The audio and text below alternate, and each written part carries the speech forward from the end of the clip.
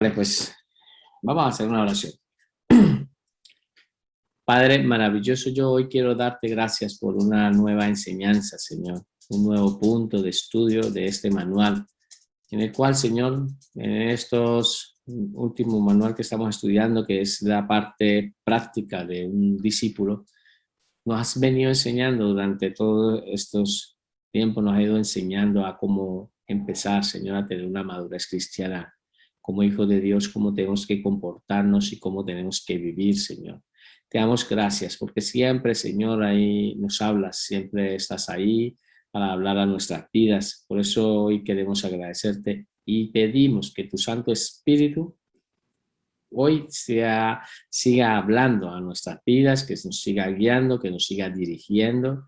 No soy yo el que habla, sino es el Espíritu de Dios que habla a través de mí, que son citas bíblicas, son la palabra de Dios, y esa palabra se pueda poner en práctica. Señor, oramos para que también abra ese entendimiento, Señor, y pueda, Señor, tú hablar a cada uno de mis hermanos que están aquí representados. Gracias también por los que nos ven a través de la internet, Señor.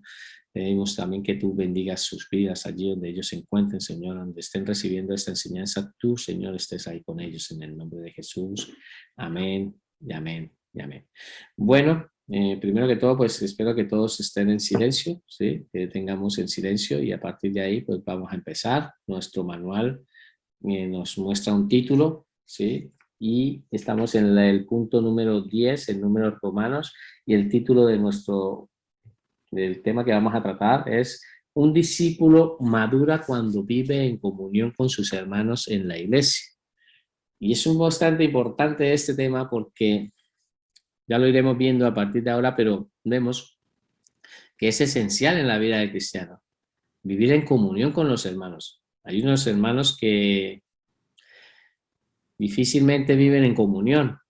Algunos que quieren estar solamente peleando, estar discutiendo, estar ahí, pasan totalmente de la familia de la fe. Entonces eso es lo que Dios hoy quiere enseñarnos, de que debemos de comportarnos como tal, como hijos de Dios, y vivir en una comunión, en una coinonía. Entonces vamos a empezar a leer lo que dice en el manual. Y la palabra dice así, en el primer manual, perdón, en el primer párrafo del punto, dice, la palabra Filadelfia significa amor fraternal o amor entre hermanos. O sea, la palabra Filadelfia en el sentido de como la iglesia que va dirigida hacia Filadelfia, el mensaje que se le envía a esta iglesia. Entonces, esa palabra significa amor fraternal o amor entre hermanos. Ahora dice, luego, el fin primordial de la iglesia de Cristo debe ser el amor entre los hermanos. Ahí está la cita bíblica, ahora lo vamos a leer, terminamos de leer este párrafo, que dice, el que no puede amar a su hermano, a quien ha visto, ¿cómo puede amar a Dios a quien nunca ha visto? Entonces, el manual ya nos formula una pregunta y nos dice de que si nosotros no podemos amar a un hermano que vemos físicamente con estos ojos orgánicos que Dios nos ha dado, si no lo podemos ver, ¿cómo podemos decir en nuestro corazón de que nosotros amamos a Dios cuando nosotros no lo hemos visto? Entonces, el mismo manual nos enseña eso y vamos a mirarlo como lo dice la escritura. Vamos a leer Juan 13, del 34 al 35. La palabra del Señor dice así, un mandamiento nuevo os doy, que os améis unos a otros, como yo os he amado, que también os améis unos a otros. En esto conocerán todos que sois mis discípulos, si tuviereis amor los unos por los otros. Entonces vemos aquí, en el contexto de aquí, esto está ocurriendo, ¿sí? Lo que está ocurriendo aquí es que el Señor Jesucristo acaba de lavar los pies de los apóstoles. Él acaba de lavar, ¿sí? en los pies y después él, digamos, en ese momento también está anunciando, están teniendo esa Santa Cena y también está anunciando de que Judas, pues, o alguien lo iba a traicionar, en este caso Judas. Y él está diciendo, de ahí empieza a hablar en un juego de palabras, está diciendo de que él se va a ir y que donde él va a ir, ¿sí? No, ellos no lo pueden seguir. Por lo tanto, él empieza a hablarles y dándoles aliento, sobre todo aliento porque él acaba de estar siempre en estos últimos tiempos, él se despedía de ellos y les hablaba de alguna manera siempre les hablaba despidiéndose. Entonces él está diciendo de que así de la comunión que ellos tenían ahí, ellos les dejan un nuevo mandamiento diciéndole de que nosotros tenemos que amar a nuestros hermanos, que nos tenemos que amar los unos con los otros. Y de esta manera, con el testimonio de vida mostrando a nosotros de que nos amamos los unos con los otros, ¿sí? Así de esta manera vamos a la gente, sí, se va a ver de que verdaderamente somos discípulos de Cristo. Y para eso hemos estado estudiando todo este tiempo, para ir aprendiendo. Y esto es un tema muy importante de que tenemos que tener amor, amor los unos con los otros. Y parece que, como les decía al principio, no es que extraño, muchas iglesias se escuchan temas de que personas de la misma iglesia, que estamos en teoría dentro del mismo cuerpo de Jesucristo, unas no se hablan con las otras, unas están enfadadas y murmurando de las otras. Y eso es lo que Dios no quiere. Dios quiere que haya una comunión. Dios, el Señor Jesucristo hizo una oración, y en la oración que Él le hace al Padre, Él hace una oración insondable de lo más profundo, y Él oraba para que fueran uno. Así como Jesucristo y el Padre es uno, Él dice, yo quiero que seamos uno, así como yo y tu Padre somos uno, que ellos seamos uno. Y toda la oración en Juan 17 está basada en eso, en la unidad. Por lo tanto, el Señor nos enseña aquí en este versículo y les enseña a los discípulos de que tenemos que amarnos, que nos deja ese mandamiento de amar, amar, de amar a los hermanos. Mira el otro versículo que habíamos, que tenemos que estudiar.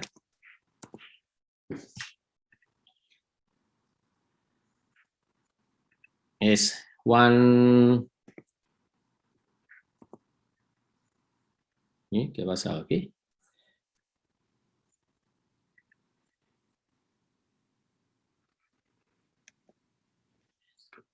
Juan, primera de Juan 4:20. Mira lo que está hablando aquí, lo que dice el apóstol Juan. Mira lo que está diciendo. Si alguno dice yo amo a Dios y aborrezo a su hermano, es un mentiroso.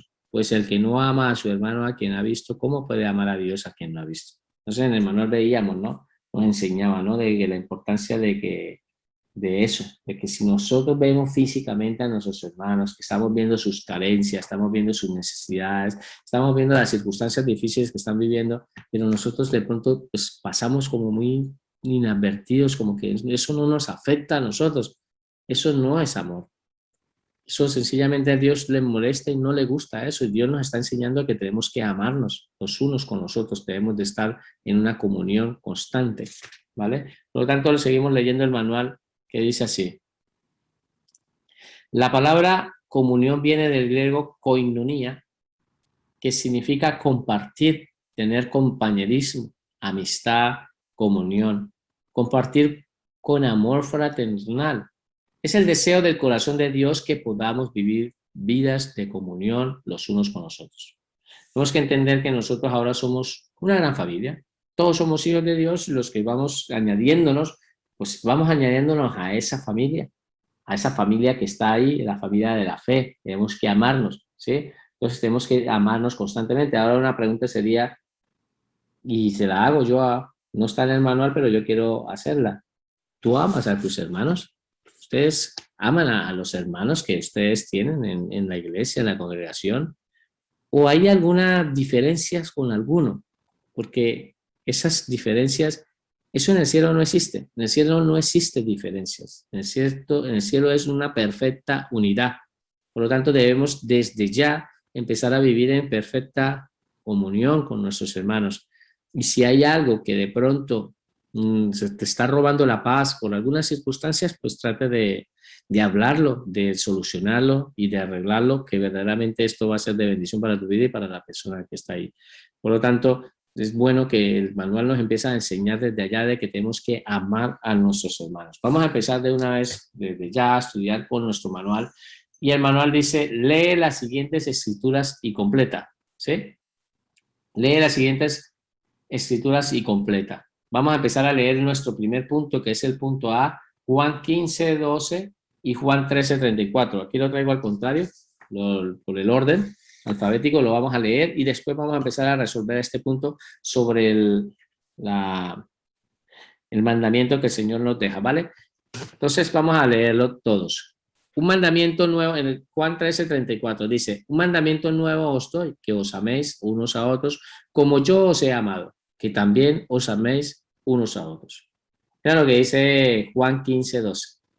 Este es mi mandamiento, que os améis unos a otros como yo os he amado. ¿Cuánto creen de que Jesucristo nos ha amado? Que Jesucristo verdaderamente ha amado nuestras vidas y que Él nos ha amado y nosotros, la muestra más grande del amor de Dios se encuentra ahí en la cruz del Calvario. Allí Él entregó todo y nos ha mostrado. Por lo tanto, el Señor ve que en la palabra enseña de que de la misma manera como Él nos ha amado a nosotros, también nosotros tenemos que amar. Y cuando pone el listón, digamos, de saber de que la muestra más grande lo ha hecho Él es allí, en la cruz del Calvario, allí cuando Él nos amó y nos ama, pero allí la muestra más grande es allí porque el Señor allí lo dio todo. Él entregó totalmente todo allí por amor. Allí no había ninguna clase de diferencia, a pesar de las circunstancias de su muerte, pero la muestra más grande de ese amor es allí. Por lo tanto, el Señor muestra de que de la misma manera como nosotros, como Él nos amaba a nosotros, tenemos que amarlo. Entonces vamos a resolver este primer punto, ¿sí? Para entender lo que dice así. El manual dice, el mandamiento que Jesús nos dejó es, entonces ustedes pueden colocar, ya les decía que son libres de ir colocando más o menos lo que ustedes sienten en su corazón. Yo les doy una idea de lo que más o menos hemos estudiado y el contexto de los versículos bíblicos. Que nos amemos los unos a los otros, ya que Jesús nos dio ejemplo de su gran amor por nosotros al morir en la cruz. Entonces, ¿qué haría la idea? Que haría así. El mandamiento que Jesús nos dejó es que nos amemos los unos a los otros, ya que Jesús nos dio el ejemplo de su gran amor por nosotros al morir en la cruz. Entonces la pregunta es, si Dios verdaderamente nos ha amado, ¿sí? Porque uno la pregunta que le da a uno y dice, ¿alguien te ama más que Dios, que Jesucristo? O sea, la muestra de amor que Jesucristo nos expresó a nosotros, ¿alguien ha expresado esa muestra de amor? Es que no la ha podido expresar ni siquiera ninguna pareja, ningún hijo, no puede expresar ese amor. El verdadero amor verdadero que Jesucristo nos mostró allí en la cruz del Calvario fue una muestra de amor muy grande. Por lo tanto, nadie nos ha podido amar más, ni nos amará más como nos amó el Señor Jesucristo allí en esa obra maravillosa que hizo en la cruz del Calvario para beneficio de nosotros, para el perdón de nuestros pecados. Lo hizo fue dando su vida, entregando allí su vida totalmente al morir allí por nosotros. ¿Vale? Vamos a seguir estudiando el otro manual, el otro punto de Mateo 18, del 21 al 22. Vamos a leerlo todos. El pasaje dice así. Entonces se le acercó Pedro y le dijo, Señor, ¿cuántas veces perdonaré a mi hermano que peca contra mí? ¿Hasta 7? Jesús le dijo, no te digo hasta 7, sino hasta 70 veces 7. Vemos aquí que el Señor, en una conversación que está teniendo Pedro, bueno, el Señor Jesucristo le está dando una serie de enseñanzas y Pedro pues va un poco desobrado, ¿no? Él se acerca y dice, Señor, ¿cuántas veces voy a perdonar a alguien que me está ofendiendo, a alguien que me está agrediendo, ese que me está haciendo daño, me está molestando? ¿Lo tengo que perdonar? ¿Cuántas veces, Señor? 7. O sea, va un poco sobrado él y el Señor Jesucristo le dice, no, Pedro, no te digo que 7, sino hasta 70 veces 7. Verdaderamente el significado del 70 veces 7 es que nosotros tenemos que perdonarlo siempre. Eso es lo que el Señor Jesucristo quería enseñarnos, no literalmente tenía que ser ese número, no. Era que Él quería que fuera constante ese perdón. Siempre Dios quiere que perdonemos nuestras vidas. Y Dios, yo sé que hoy va a hablar a muchos de nosotros porque es un área del perdón donde muchas veces nosotros fallamos en esta área. Delante de Dios estamos todavía teniendo temas de falta de perdón que a Dios no le agradan y Él quiere que sus hijos crezcan en esta área del perdón. El perdón es importantísimo en la vida del cristiano. Nosotros somos las personas más beneficiadas al perdonar, pero también somos las más damnificadas al no perdonar. Es como un cáncer. Esa falta de perdón es como un cáncer que empieza a carcomer por dentro Y por eso es que el salmista cuando oraba decía de que cuando él, por esa falta de no pedir perdón y de nada, decía que hasta los huesos se le estaban envejeciendo. La falta de pedir perdón y la de perdonar, las dos cosas van de la mano. Tienen que ir de la mano tanto en nosotros, pedir perdón por nuestras vidas, las cosas que nosotros tenemos, pero también la de perdonar a nuestros hermanos. Entonces nosotros estamos estudiando un tema de comunión y el tema de la comunión debe entender de que muchas veces esas personas pues te pueden agredir, te pueden ofender, te pueden hacer daño, te pueden hacer cualquier cosa que a ti de pronto no te agrada, o a veces por una mala interpretación o por algún chisme o comentario, cualquier cosa, nosotros cogemos y ya, como dicen a veces, le echó la cruz y ya no quiere saber nada de esa persona, ya ni la vuelve a mirar ni la pasa. Ve a la hermanita que normalmente antes te hablabas y ahora resulta que vas caminando por la calle y viene por la otra acera y ya te le cambias tú de cera porque ya no la quiere ni nada, es un rencor y eso es lo que Dios no quiere, Dios quiere que empecemos a perdonar. Entonces vemos aquí a un Pedro muy sobrado, pero el Señor Jesucristo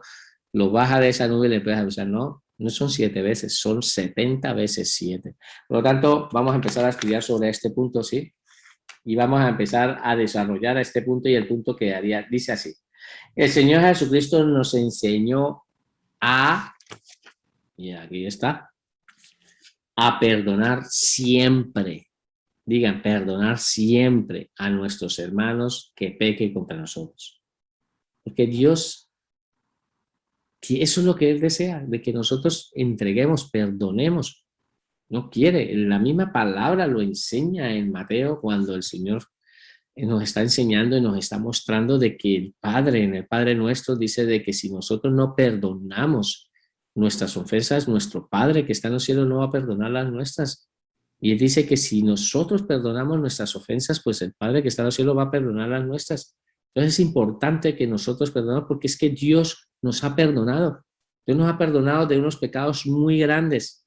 Eso es que el Señor Jesucristo enseñaba en su palabra, nos enseñaba mucho con respecto a este tema y nos enseñaba que había un hombre, han visto la parábola de la que el hombre que tenía una deuda muy grande, que debía varios talentos, no sé si son 10.000 talentos, y el otro debía 100 denarios, y era, digámoslo, como hace una comparación económica de que una persona no quiso, y él le rogó al que le debía los 10.000 talentos, va y van del amo y le dice que por favor él no tiene con qué pagar y que lo ayude. Entonces él tuvo misericordia y lo perdonó. Le perdonó toda esa cantidad de dinero, que es muchísimo dinero.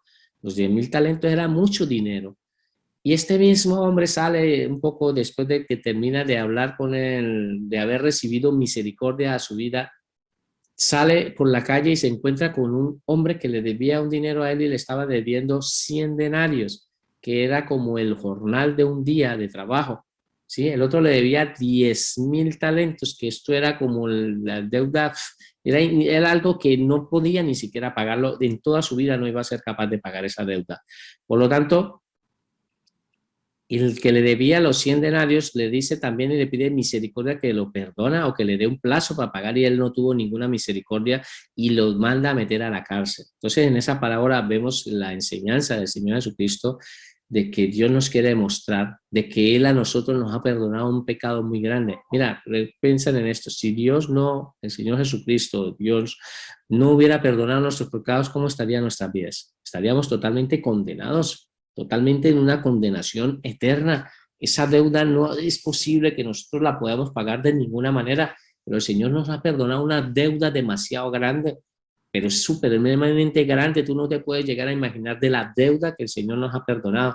Y entonces nosotros, ¿por qué no podemos perdonar a un hermano, ¿sí? Para tener una comunión como Él manda y estar perdonando a esa persona por una cosa de un chisme o un comentario o unas palabras hirientes, cualquier cosa que haya salido de la boca? ¿Por qué no podemos perdonar esos denarios? Si es un pecado que verdaderamente comparado con lo que Dios nos ha perdonado no tiene comparación. Por lo tanto, la misma palabra por todas partes nos enseña de la importancia de perdonar. Así que es importante y por eso es que el Señor Jesucristo le recalca a Pedro y le dice de que nosotros no tenemos que perdonar solamente 7, sino 70 veces. Era un perdón continuo, ¿vale? Así que yo sé que Dios hoy está hablando hoy a nuestras vidas. Vamos a empezar a estudiar el otro punto, del punto C, en Hechos 1:14. Vamos a leerlo todos. Dice, todos estos perseveraban unánimes en oración y ruego con las mujeres, con María, la madre de Jesús, y con sus hermanos. Entonces, vemos que ellos estaban, dice, estamos hablando de la comunión, ¿no? Entonces ellos estaban reunidos. En Hechos 1:14 están hablando de que los 120 personas que estaban en el aposento alto se encontraban unánimes. O sea, esto es tener comunión. Estaban unánimes, ellos estaban todos y perseveraban, seguían ahí perseverando en una misma unidad. ¿En qué eran unánimes? En la oración, en el ruego, y aparte de eso que estaban como las mujeres se encontraban ahí y estaban ahí también los discípulos, los hermanos del Señor Jesucristo, entre esas 120 personas. Entonces vemos que es importante, ¿no?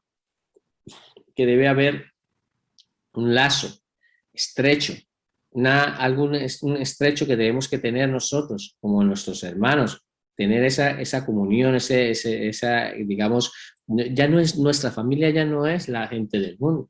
Ahora nuestra familia es la familia de Dios. Esa es nuestra familia. Nosotros tenemos que entender de que es nuestra familia de la fe, es ahora nuestra familia, entonces se ha creado un nuevo lazo estrecho. Por eso es que perseveraban juntos, unánimes en oración. Vamos a resolver este punto de Hechos 1:14 y dice, Dios quiere que la iglesia permanezca unida en amor y en oración constante.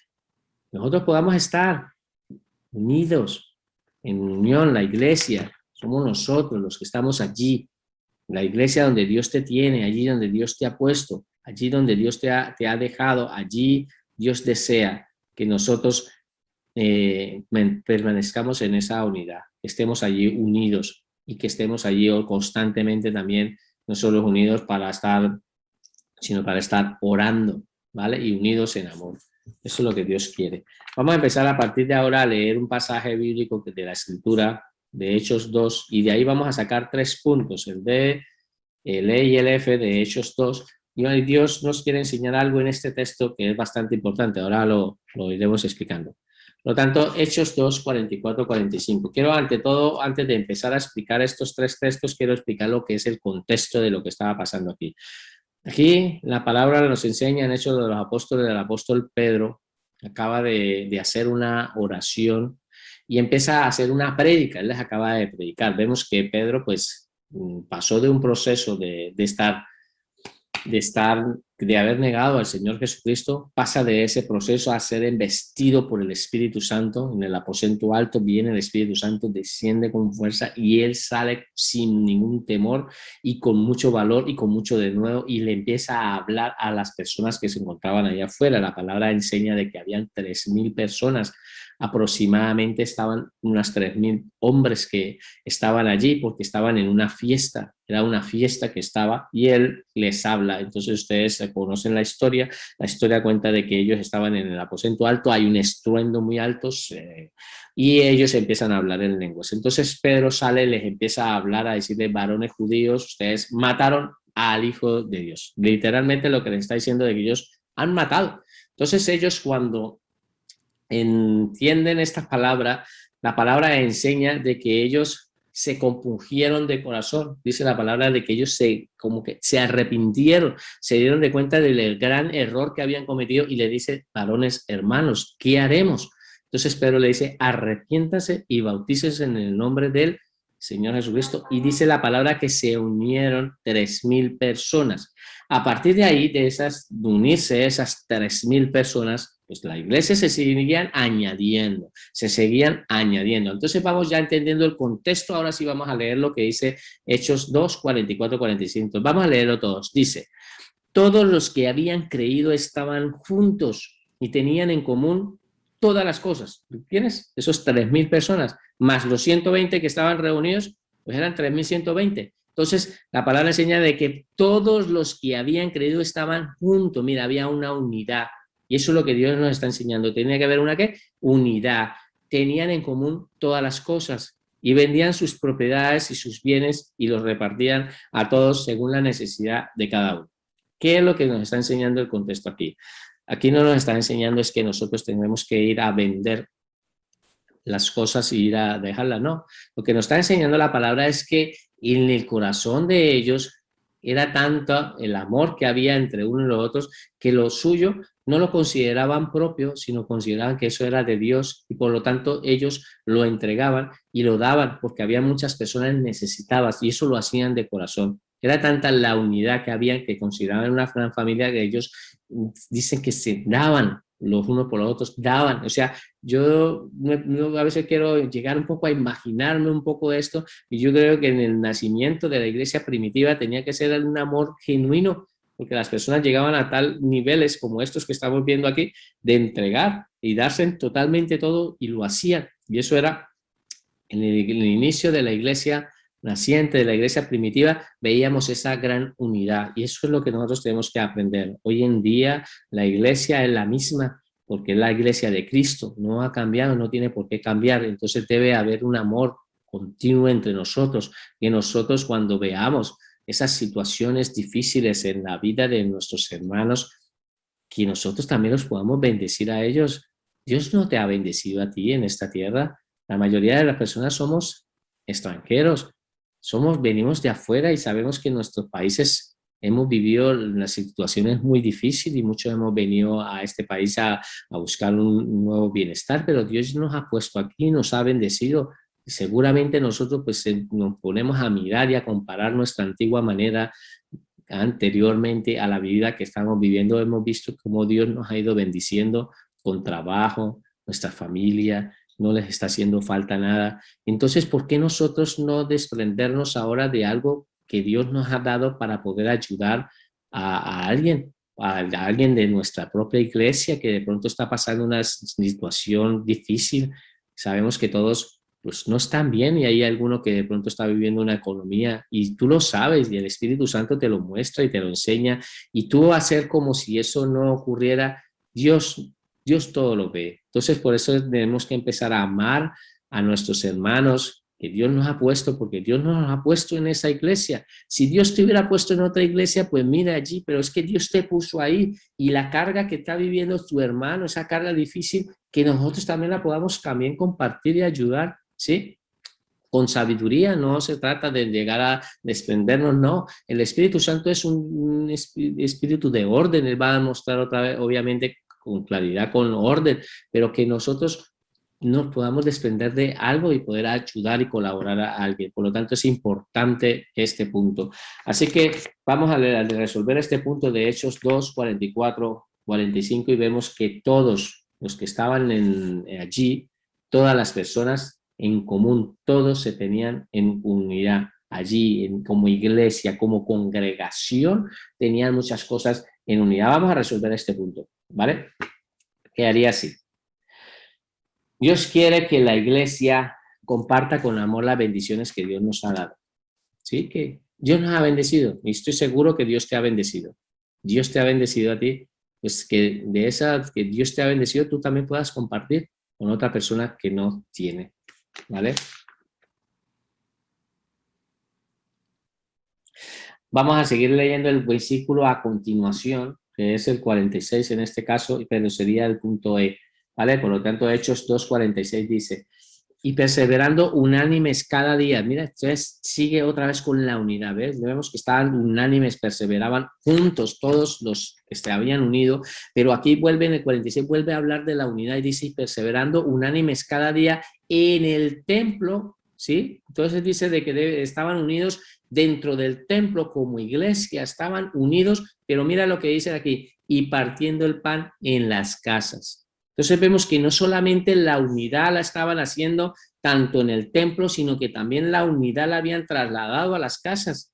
Eran las casas también donde había unidad, porque es importante. Y termino leyendo y dice, comían juntos con alegrías y sencillez de corazón. Entonces vemos aquí que había una unidad dentro de la congregación como tal, como iglesia, pero había también una unidad dentro de las casas. Y esto también es precioso y que Dios nos hable en esta área, porque muchas veces cometemos el error y el fallo de ser como quien dice en la iglesia. En cada domingo que yo voy a la iglesia, allí yo hago unidad congregacional, pero dentro de semana, cuando un hermano dentro de la semana viene con un problema y pasa con una situación difícil dentro de la semana, un día martes o el día miércoles, ¿ve? Vemos que la unidad no la llevamos solo en el templo, sino en las casas. Entonces allí también que nosotros nos extendamos también a ser unánimes también en las mismas casas, en las casas también unánimes. Y que dice, comían juntos con alegría.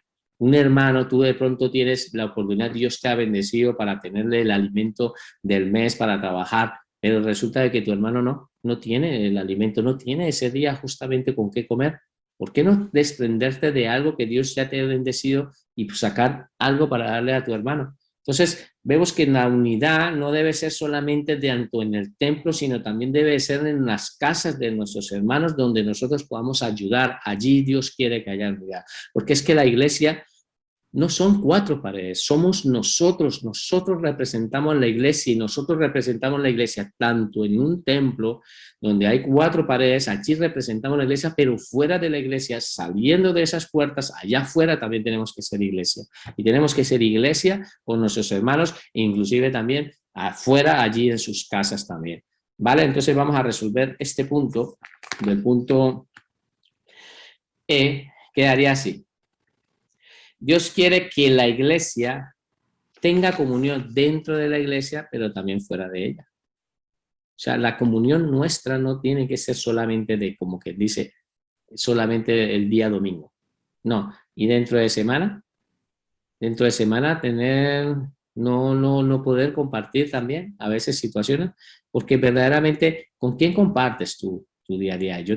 Conozco muchas personas que comparten el día a día, lo comparten es con gente del mundo, que quieren estar con ellos y solamente van a la iglesia el día domingo, pero dentro de la semana hacen vida de mundana.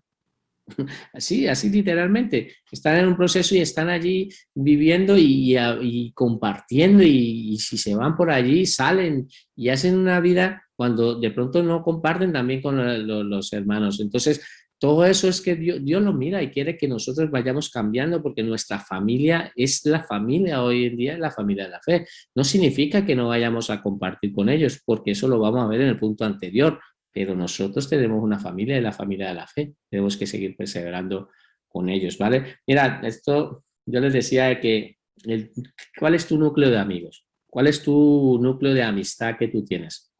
¿Tus amigos son los amigos que te incitan a la violencia, te incitan a la maldad, te incitan a hacer cosas malas? ¿Esa es la clase de amigos que tú tienes? ¿O son los amigos que son en este caso, nuestros círculos de amigos son nuestros hermanos de la fe, donde nos enseñan a perseverar, a seguir ahí con el Señor Jesucristo, seguir con Él y siguiendo, buscándolo, nos están ayudando a estar en oración, intercediendo. Yo me acuerdo cuando yo di esta enseñanza hace mucho tiempo, hacía una comparativa de algo de una llamada que yo había recibido de una persona donde no sabía, porque ustedes saben que cuando las personas vienen a los pies de Jesucristo muchas veces no entienden cómo comportarse como iglesia y a veces las mismas iglesias pues fallan en esa área de tener ese ministerio que nosotros, gracias a Dios, hoy lo tenemos consolidado, que es el ministerio de consolidación. Estamos muy pendientes de las personas que vienen por primera vez, de arroparlos, de abrazarlos, de estar un poco ahí por ellos. Ellos se sienten que dicen, pero estas personas que no me conocen de nada, desinteresadamente me han llamado, me están pendientes, nos dan alimentos, obra social, ayuda, bueno, una cantidad de cosas. Y yo les decía de que a veces llegábamos nosotros y la recomendación de que yo le daba a una persona era el que hiciera su núcleo de amistad en la iglesia, intentara de acercarse a esas personas que le gusta la oración. Porque en la iglesia hay de todo. Tú llegas a la iglesia y posiblemente se encuentran grupitos de los que son los más como que los guays ahí, entre comillas, esos que de pronto no ven el culto, se la pasan haciendo un relajo y no están haciendo nada, pero hay unos que de pronto sí verdaderamente se están tomando las cosas en serio con Dios, esas personas que les gusta estar en la oración, intercediendo, los ve uno en las reuniones de oración de que hacen normalmente en la iglesia. ¿Sí? Y entonces ese grupo de amistad que tú inclusive en la misma iglesia tienes que ser hasta selectivo para poderse unir con ellos. No significa que a los otros no lo van a menospreciar, no, no estoy diciendo eso, lo que estoy diciendo es que para tu crecimiento en la vida espiritual, pues cuando estás empezando en la vida cristiana, es importante que tú crezcas y te ayude y las personas que tienen madurez espiritual te ayudan a crecer, te incitan a venir a orar, te incitan a que hagas un día de ayuno, te incitan a que tú vengas a la vigilia o que te incitas a que tú estudies la palabra. Todo eso es lo que yo, a eso voy, ¿no? Entonces tener esa comunión dentro y fuera, pero podamos nosotros tener qué clase de amigos son los que estamos teniendo como iglesia, ¿vale? Vamos a estudiar el otro punto, que sería el otro punto del Hechos 2:47, sería el último punto. Vamos a estudiar este, ¿vale? Dice la palabra, el 47 que es con el mira lo que hacían, alabando a Dios y teniendo favor con todo el pueblo. Quiero parar aquí. Mira que estábamos hablando en los puntos anteriores de que ellos tenían comunión dentro de la iglesia, comunión con los de fuera de la iglesia, en las casas, pero que también tenían favor con el pueblo. Y cuando dice que tenían favor con todo el pueblo, no todo el pueblo se habían convertido al Señor Jesucristo. Se habían convertido, eran 3,000 personas, pero lo que ellos estaban haciendo era un impacto, como iglesia estaban haciendo un impacto a través ahí hacia el pueblo. Entonces, ¿cómo estás tú en el barrio donde vives?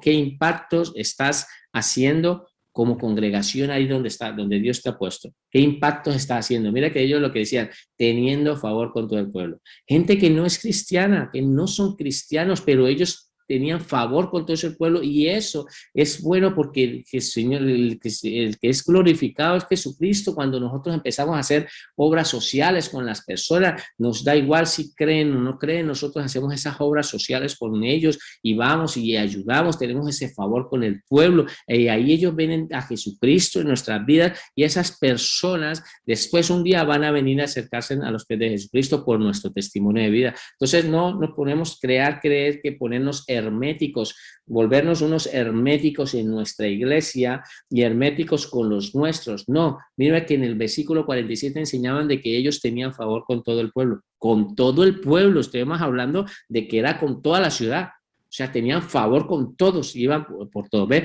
Y dice, y el Señor añadía, mira lo que el Señor hacía cuando la iglesia trabajaba en esta unidad, en esta comunión, en compañerismo, mira lo que el Señor hacía. Y el Señor añadía cada día a la iglesia los que habían de ser salvos. Entonces vemos cómo Dios opera y trabaja con nosotros. Somos instrumentos de Dios trabajando aquí, pero el Señor nos sigue añadiendo. Ahora, posiblemente mañana en tu reunión, Dios te va a traer alguna almita. Posiblemente va a traer a otras almitas, van a venir a tu iglesia. ¿Qué hacemos nosotros por eso? Y ahí es donde Dios quiere mostrarlo. No sé por qué estoy diciendo esto, porque ya le digo yo que nosotros somos muy comprometidos, tenemos un ministerio dedicado justamente a las personas que vienen por primera vez, estar por ellos, porque vienen con mucha necesidad, vienen con muchos problemas, vienen con muchas cargas. Esas personas vienen atadas por Satanás, vienen de muchas maneras y nosotros tenemos que empezar a trabajar en esa área y nosotros como iglesia todos tenemos que trabajar en unidad. Así que si tú eres de las personas que te acostumbras a estarse siempre con la misma persona el mismo domingo y se junta la misma persona y se sientan en la silla y se toman un café y se van para allá y se jajajea, jijiji, para arriba, para abajo y eres de esas personas que siempre con la misma y llegan personas nuevas que pasan por el lado, tú pasas por el lado de la persona y ni siquiera te acomides a saludarlos, a decirles un Dios te bendiga ni nada, pues cambiemos esa área, empezamos a tener ese amor, esa comunión con las personas que están llegando, que Dios nos está trayendo, porque ellos ven a Jesucristo, es en nosotros ahí en la iglesia. ¿Vale? Así que por favor vamos a terminar con este punto y él quedaría así. Esta comunión traerá a la iglesia el respeto de aquellos que nos rodean. Como les estaba diciendo, el punto está enfatizado en que ellos tenían favor con todo el pueblo. Entonces veíamos que tenía comunión con los de la iglesia, de la congregación, comunión en las casas y comunión, y tenían ese el favor con todo el pueblo, por su manera de ser, por una manera de comportarse, por la obra social que hacían, por todo lo que hacían, por cómo se comunicaban. Dice, tenía el respeto de aquellos que nos rodean.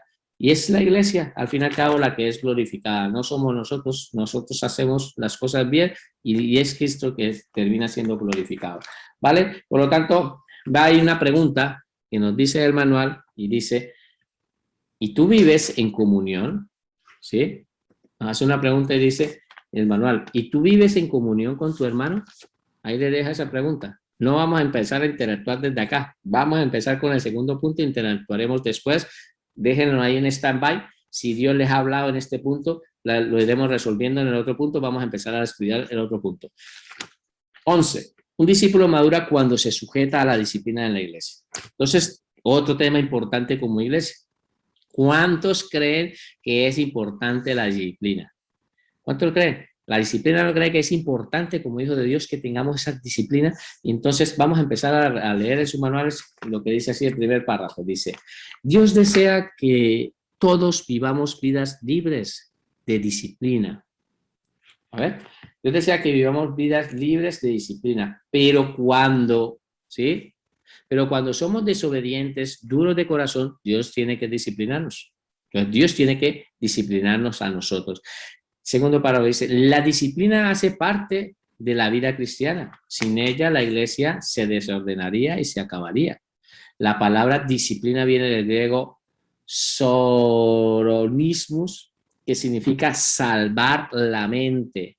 Esto quiere decir que una persona que está en pecado no se disciplina, si no se disciplina se perderá. Entonces vemos aquí, vamos a entrar en un punto nuevo, que es el punto de la disciplina. Y la disciplina, tanto de área colectiva como congregacional. Dios disciplina, porque el Padre es nuestro Padre. Y eso es lo que vamos a ir estudiando, la importancia. Seguimos leyendo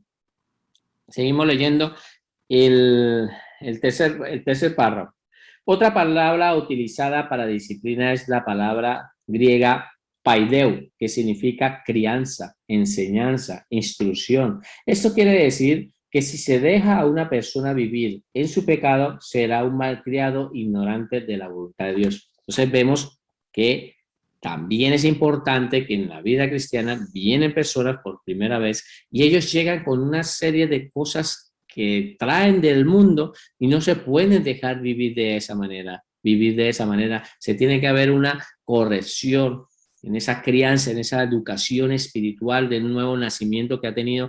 Debe de haber un nuevo buen nacimiento y se le tiene que dar unas pautas de disciplina, de enseñanza. Si no, harían todo lo que quisieran. La iglesia sería como si vinieran a un club social y no, deben de haber unos respetos y unas órdenes también para poder empezar a vivir como Dios manda.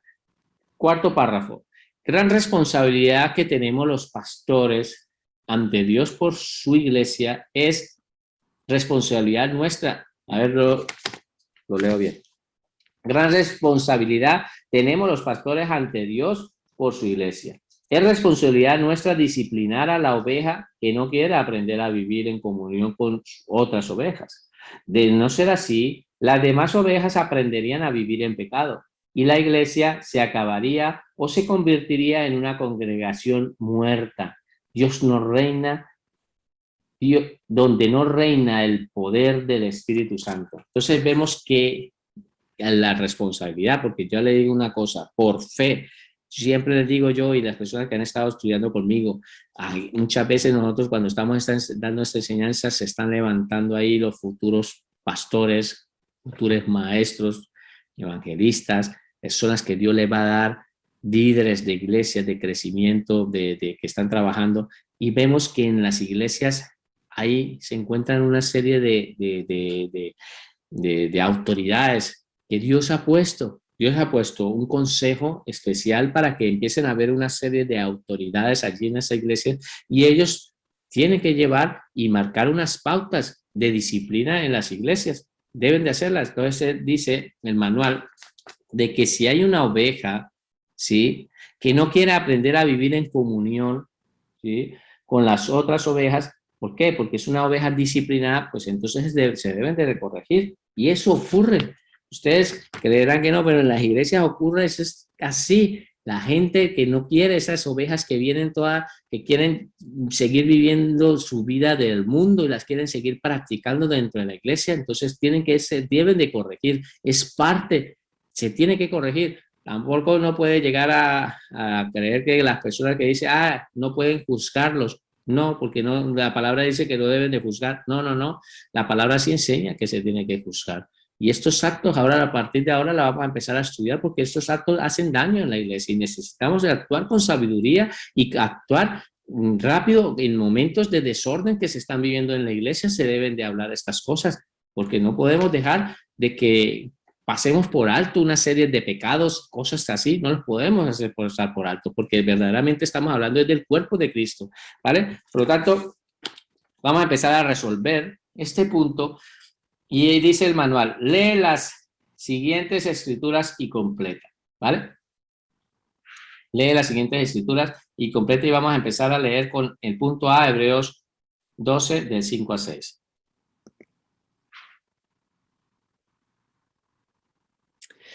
Ustedes veían que en el manual estaba haciendo una comparativa antes de empezar con este punto, estaba haciendo una comparativa con las ovejas. Yo estuve estudiando teología pastoral y uno de los puntos que estudié en teología pastoral veía mucho lo que es la enseñanza que Dios tiene y nos hace representar como ovejas. La Biblia nos hace mostrar a nosotros que somos una oveja como un rebaño. Aparte, la iglesia es como si fuera un rebaño, como es un edificio espiritual, como es un cuerpo de Cristo, como una vajilla que hay instrumentos de honra y instrumentos de deshonra. Esos instrumentos de honra pues así también como una labranza. Entonces la iglesia como tal está representada también como un rebaño. ¿Y quién es nuestro pastor? Pues Jesucristo, que es nuestro gran pastor, ¿sí? El buen pastor. Por lo tanto, como rebaño, Él nos muestra que nosotros somos unas ovejas. Y cuando hacía este estudio de representativa con respecto a las ovejas, veías que tenían muchas cosas en común. Muchísimas cosas teníamos en común. Teníamos que ir a que el pastor se encargue de darnos buenos alimentos, ¿sí? De darnos esos buenos pastos. Hablaba de que muchas ovejas del pastor pues tenían que trasquilarlas porque ellas se van llenando de pelo, mucho pelo, demasiado pelo, y si no le quitara todo ese pelo que representa el pecado o muchas cosas que tiene que cambiar en su vida, tiene que hacerlo y trasquilarla de tal manera de quitarle todo ese peso de esas cosas que no las dejan vivir. Entonces, muchos ejemplos, cuando uno te pone a comparar las ovejas, lo comparamos con nuestras vidas y nosotros, por eso el Señor, que es sabio, nos compara con este animalito, que somos a la hora digamos, cuando viene el diablo, nos engaña fácilmente. Las ovejas se dejan engañar muy fácilmente. Ellas no viven ese peligro ni nada de esas cosas. Entonces, todas esas cosas nos lo representa la Biblia. Ahora, vamos a empezar a leer este punto primero, Hebreos 12, 5, 6, para hablar sobre la disciplina. Acuérdense que estamos hablando en este punto de la disciplina y que quién es el que nos disciplina. Vamos a empezar a estudiar Hebreos 12, del 5 a 6. Vamos a leerlo todos. Y habéis ya olvidado la exhortación que como a hijos se os dirige diciendo, hijo mío, no menosprecéis la disciplina del Señor, ni desmayéis cuando eres reprendido por él. Mira lo que dice 6. Porque el Señor al que ama, disciplina y azota a todo al que recibe por hijo. Entonces vemos que Dios, nuestro Padre, si nosotros verdaderamente nos constituimos y nos creemos que somos hijos de Dios, nosotros tenemos que darnos de cuenta de que la palabra nos enseña de que nuestro Padre, ¿sí? Si verdaderamente somos hijos, Él nos toma y Él es nuestro Padre, pues nos tiene que disciplinar. No nos puede dejar haciendo lo que, como quien dice, lo que se nos da la gana. No. Entonces Dios empieza a disciplinar, ¿vale? Por lo tanto vemos que es Dios mismo, es el que hace esa obra. Él es mismo el que porque nos ama, nos disciplina. Y la pregunta sería, ¿cuántos le gusta que lo discipline? Pues yo creo que esta es una pregunta que uno diría, a nadie le gusta que lo discipline, verdaderamente nadie quiere que lo discipline, nadie quisiera que nos disciplinara Dios, porque a veces las disciplinas de Dios no son agradables, son cosas que nos hacen pasar por un proceso de disciplina, pero tengo que pagar algunas consecuencias tenemos que pagar consecuencias de a veces de nuestros propios actos de consentimiento de cosas que nosotros estamos haciendo, ¿vale? Por lo tanto, Dios, que es nuestro Padre, nos disciplina porque nos ama. Si no nos amara y si Dios no te ha disciplinado o Dios no te disciplina a ti, entonces debe preguntarte, ¿verdaderamente eres hijo de Dios? Si Dios a ti no te disciplina, entonces debe de ser que entonces Dios no es tu Padre. Porque si tú eres hijo de Dios como hijo, Él dice en su palabra de que Él azota a quien recibe como hijo. ¿Vale? Entonces es parte del proceso de la vida del cristiano. Por lo tanto, vamos a empezar a resolver este punto y el punto queda así. Quedaría así. Hebreos 12 del 5 al 6. Dios nos disciplina porque nos ama como a hijos y desea lo mejor para nosotros. Él nos ama como a hijos y Él desea lo mejor para nosotros. Dios desea lo mejor para cada uno de nosotros. ¿Vale? Vamos a leer Hebreos 12, 7 a 8, que es la continuación a este punto. Hebreos 12, 7 a 8, lo vamos leyendo. Mira lo que sigue diciendo a continuación. Si soportáis la disciplina, Dios os trata como a hijos. Porque, mira lo que dice, porque ¿qué hijo es aquel a quien el Padre no disciplina? Pero si os deja sin disciplina, de la cual todos han sido partícipes, entonces sois bastardos y no hijos. ¿Ves lo que estábamos hablando anteriormente? Si verdaderamente, si no nos deja sin disciplina, entonces no somos hijos de Dios. No somos parte de la familia de Dios. Entonces, la disciplina viene de parte de Dios, viene de parte de Él. Y Dios lo pone y es parte de nuestra vida que Dios nos discipline. ¿Por qué? Porque si verdaderamente, ya es una comparativa, nosotros hemos sido disciplinados. ¿Ustedes recuerdan las disciplinas de nuestros padres? ¿Ustedes recuerdan cuando nuestros padres nos disciplinaban? De pronto no es como ahora, que a veces uno le dice a los niños y ahora hasta la misma ley nos cae encima y ya no se les puede ni siquiera decir nada. En los tiempos de antes yo recuerdo a mí que se lo tomaba muy en serio, ¿eh? Los daban correa o los daban con la tabla, con lo que fueran encontrando por ahí, y nosotros crecimos siendo disciplinados por nuestros padres, pero no que era porque ellos nos odiaban, no nos disciplinaban porque nos odiaban, sino porque querían corregir nuestra vida de algo que estábamos haciendo mal.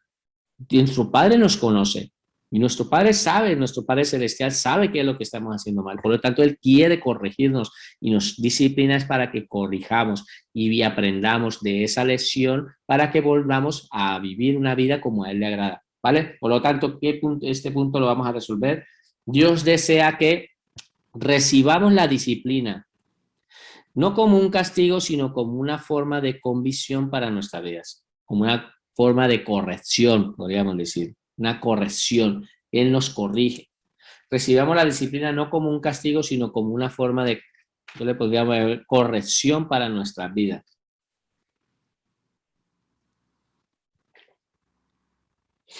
¿Vale? Entonces quedaría así. Dios nos ama.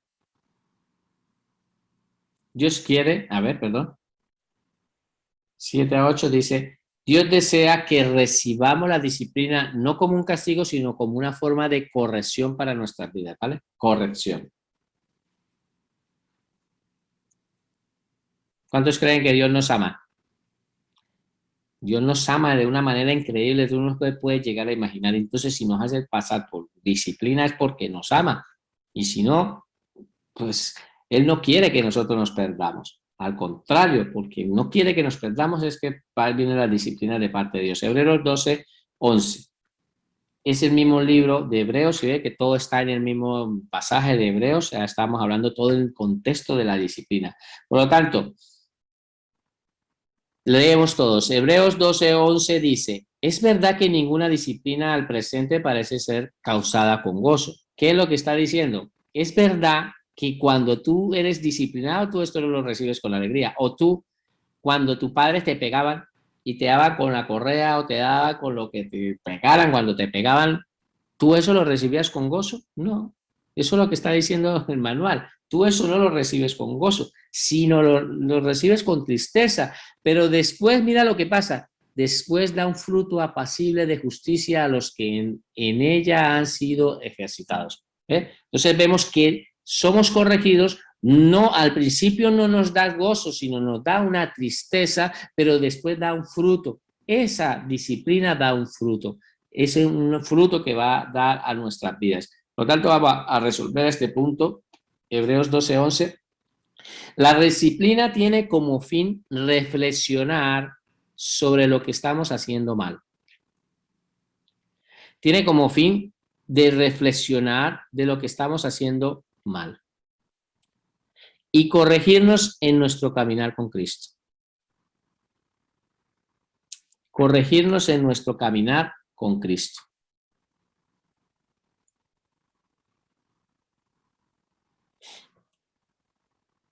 Eso es lo que es la disciplina de parte del Señor. Y ahora terminamos con este punto, ¿sí? No terminamos, sino vamos ahora Hot 5:17. Hot 5:17. Vamos a leer este punto. Hot 5:17. Mira, está aquí hablando Elifaz, uno de los 3 amigos de Hot. Dice así: he aquí bienaventurado es el hombre a quien Dios castiga, por tanto, no menosprecéis la corrección del Todopoderoso. Dice que bienaventurado es la persona a la que el cual Dios castiga. Por lo tanto, nosotros no debemos de menospreciar esa corrección, ¿vale? No debemos de menospreciarla. Así que vamos a resolver este punto. Hemos estado hablando que Dios, si nos ama, nos corrige. Vamos a resolverlo. La persona que es disciplinada por Dios es feliz porque se da cuenta que de verdad es hijo de Dios. Eso es lo que tiene uno que saber. Yo sé que a nadie de pronto le agrada que Dios lo castigue, pero déjame decirle que las disciplinas de Dios, pues no es que van a ser para toda la vida, son temporales, son circunstancias de cosas que pagas una consecuencia por un mal acto que tú has hecho. Cometiste un mal acto, pues pagas unas consecuencias y Dios te tiene que disciplinar, te tiene que estar. Pero cuando tú entiendes esto de que Dios mismo te está interesando para corregir tu mal error, tu manera de vivir que no es correcta, Él te corrige, te disciplina, tú eso en el fondo, a pesar de que no te guste, en el fondo te debes de sentir feliz, bienaventurado, porque tú en tu mente te das cuenta de que verdaderamente tú eres un hijo de Dios. Porque si tú eres un hijo de Dios, pues sepa que Dios te va a corregir, ¿vale? Apocalipsis 3:19. Apocalipsis 3:19, mira lo que dice Dios. Yo reprendo y castigo a todos los que amo. Sé pues celoso y arrepiente. Mira lo que Dios está diciendo. Una de las cartas que está mandando a la carta a la Odisea, ¿sí? Dios les aconseja. Él le está hablando allí y él le está diciendo de que nosotros, si ustedes leen todo el pasaje, está hablando de que debemos de echarnos colillos y tenemos que estar mirando, ¿no? ¿Vale? Mirando, vestirnos con las vestiduras esas blancas, de que nosotros en vez de estar trabajando debemos estar hablando con ese oro refinado. Él empieza a hablarles y entonces él termina diciéndole, dice, Dios, ese mismo Dios, que nuestro Padre dice, yo reprendo y castigo a todos los que amo. Entonces vemos que si venimos y tenemos por parte de Dios una disciplina, una corrección de parte de Dios, si es porque Él nos ama, ¿vale? Y entonces tenemos que, dice, cuidar, ser celoso y arrepiéntete de cualquier fallo que tengamos. Vamos a resolver este punto, que haré así. Dios desea que sepamos, Dios desea que sepamos que Él nos castiga y nos reprende porque nos ama. Dios quiere que nosotros sepamos eso. Él nos castiga y nos reprende porque nos ama y desea llevarnos por el camino correcto. Y desea llevarnos por el camino correcto.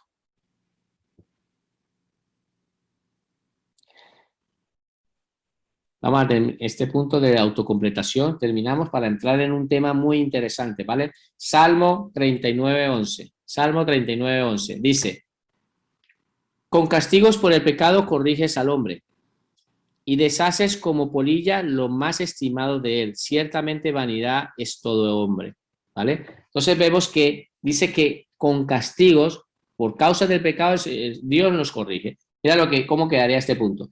La disciplina viene por el pecado. Por eso es que viene la disciplina, porque nosotros hemos fallado. Viene por el pecado, que tiene que ser arrancado de nuestro corazón por el Señor. Entonces la disciplina viene por unas circunstancias de un pecado que nosotros cometimos. Por eso es que viene la disciplina. Y ese pecado tiene que ser arrancado de nuestras vidas, de nuestro corazón. Y tiene que ser arrancado por el Señor Jesús. ¿Vale? Vamos a empezar a estudiar este punto que dice aquí a continuación. Y lo empezamos a leer. Cuando una persona en la iglesia necesita disciplina, hay 3 pasos a seguir. Mira, que esto es muy importante que todos nos lo aprendemos. Quiero que pongan muchísima atención porque si ustedes caen o en alguna circunstancia entienden de una situación de que se tiene que aplicar disciplina, estos son los pasos enseñados por el Señor Jesucristo. Mira, los vamos a leer. Cuando una persona en la iglesia necesita disciplina, hay 3 pasos a seguir. Mateo 18, del 15 al 17, el Señor Jesucristo lo enseña. Lo vamos a leer todos. ¿Cómo se debe perdonar al hermano? Por tanto, mira, si tú, el texto sería, el título sería así, ¿cómo se debe perdonar al hermano? Mira, sería así. 15. Por tanto, si tu hermano peca contra ti, ve y repréndele estando tú y él solos, y si te oyere habrás ganado a un hermano. Entonces, el primer paso, ¿qué es lo que tienes que hacer? Tú tienes que hacer este primer paso. Primero, tú y él solo le reprendes y le dices con amor, le dices de qué, que él te ha ofendido, que te ha hecho cualquier daño. ¿Y qué hace? Dice la palabra que ha ganado un hermano. Entonces vamos a leerlo en el punto A. Dice, es necesario que el hermano ofendido busque la forma de hablar y arreglar las cosas con el hermano pecador. Entonces tú lo primero que te van a decir es que antes de ir al pastor, antes de ir a un anciano, tú ve a donde tu hermano.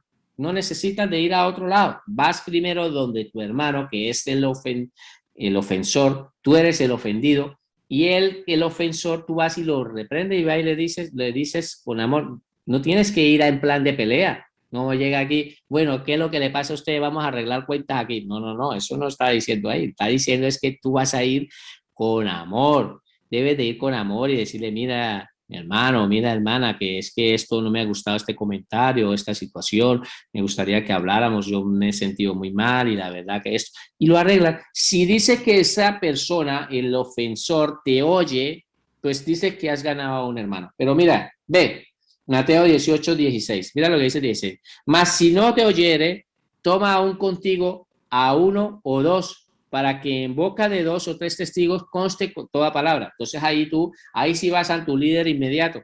Ese líder inmediato o una persona madura espiritualmente que te ayude y te lleve y vas ahí y hablas con esa persona.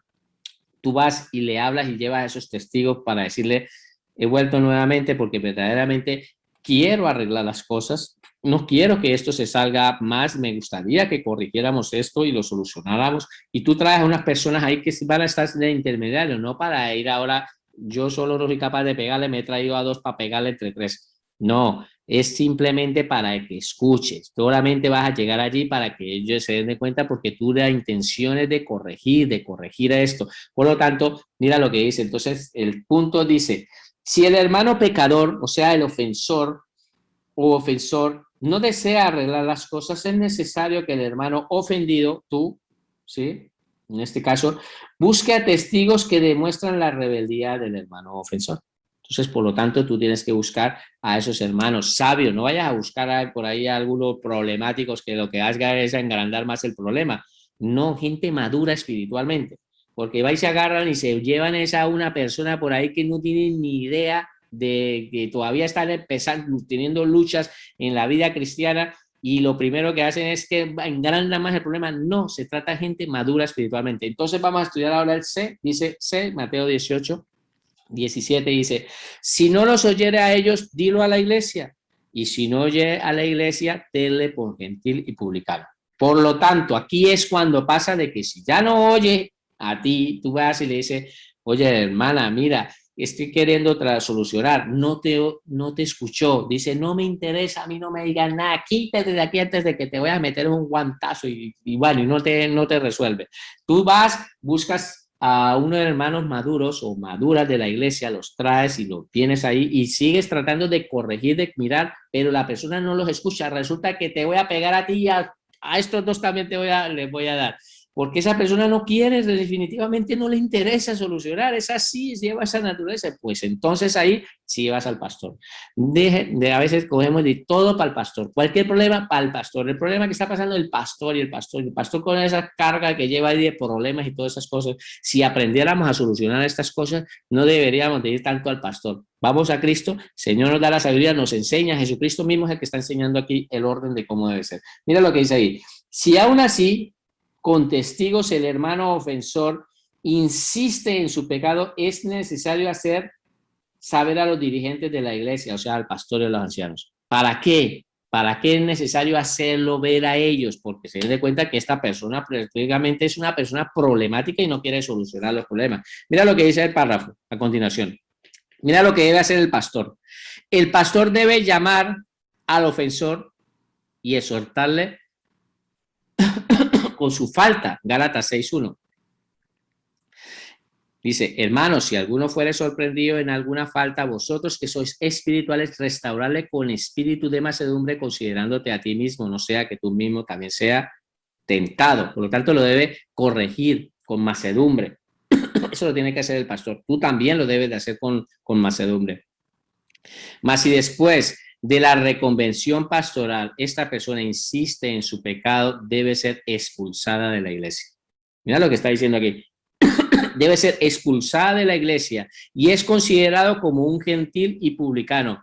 Toda persona disciplinada deberá reflexionar por su propia vida antes de que sea tarde. Mira el ejemplo de 1 Corintios 5 para terminar. Un hombre que se está acostando con la mujer de su padre, con su madrastra. Mira, el caso de la inmoralidad del juzgado, que lo que dice, está diciendo Pablo. De cierto, se oye que hay entre vosotros fornicación y tal fornicación cual que ni aún se nombra entre los gentiles, tanto que alguno tiene la mujer de su padre. Entonces vemos que un hombre en una congregación se está acostando con su madrastra. Y vosotros estáis envanecidos, ¿están como? Ciegos. Mira lo que está haciendo el pecado. Está la gente envanecida que ni se da cuenta de lo que está pasando. ¿No debéis más bien haberos lamentado para que fuese quitado del medio de vosotros el que cometió en la nación? O sea, debe haber un juicio rápido, tenían que reunirse sobre este hombre. Mira lo que dice aquí. Ciertamente yo como ausente en el cuerpo, porque Pablo no se encuentra allí físicamente, manda la carta, pero dice que él está en el espíritu, pero estoy presente en el espíritu, ya como presente he juzgado que tal cosa ha hecho. En el nombre de nuestro Señor Jesucristo, reunido vosotros y mi espíritu con el poder de nuestro Señor Jesucristo. Mira lo que está el juicio. El tal sea entregado a Satanás, o sea, sea echado fuera de la congregación para destrucción de la carne, a fin de que el espíritu sea salvo en el día del Señor. Vemos que la palabra enseña a un hombre que es un pecador, claramente es un pecador de la iglesia y la iglesia lo tiene que corregir, le tiene que decir y lo expulsa, literalmente le está diciendo que lo expulsa de la iglesia. Pero mira aquí que continúa diciendo más. Aquí habla de estos versículos de Tito 3, 10, 11. El hombre que cause divisiones después de una y otra amonestación, desecharlo, sabiendo que tal se ha pervertido y peca y está condenado por su propio juicio. Mira 1 Timoteo 5:20. A los que persisten en pecar, reprenderlos delante de todos para que los demás también teman. O sea que también se debe de condenar. La gente dice, ay, no pueden juzgar, ay, no le pueden decir nada. No. Se tiene que tomar un juicio. Te deben de decir las cosas porque por eso es que pasa lo que pasa. Pero mira aquí, si la persona cambia, si es transformada. Y el último pasaje dice, aunque es bueno saber que la disciplina de expulsar a alguien de la iglesia tiene como fin de que la persona se arrepiente y vuelva al Señor. Muchas veces las personas después de que pasan por este juicio regresan otra vez a Jesucristo, vuelven otra vez a la iglesia. Y mira el ejemplo del hombre, ya no 1 Corintios, sino 2 Corintios. Se cree que es la misma persona que fue primero enjuiciada y fue desechada y fue sacada de la congregación, la echaron, pero mire que en 2 Corintios ha pasado algo, ocurrió un perdón. Pablo perdona al ofensor. Mira, Pero si alguno me ha causado tristeza, no me ha causado a mí solo, sino en cierto modo, por no exagerar, a todos vosotros. Mira esto. Le basta a tal persona esta represión hecha por mucho, la represión que se hizo en Primera de Corintios. Así que, al contrario, vosotros más bien debéis perdonarle y consolarle para que no sea consumido de demasiada tristeza, por lo cual os ruego que confirméis el amor para con él. Pero mira lo que dice aquí. Porque también para este fin os escribí, para tener la prueba de que si vosotros sois obedientes en todo. Y al que vosotros perdonáis, yo también, porque también yo he perdonado. Si algo he perdonado, por vosotros lo he hecho en presencia de Cristo. Mira lo importante aquí, por importancia de perdonar a la persona que se arrepintió y volvió otra vez a la iglesia genuinamente, para que Satanás no gane ventaja alguna sobre nosotros, pues no ignoramos sus maquinaciones. Por lo tanto, vamos a mirar el ejemplo y vamos ahora sí a dejar de compartir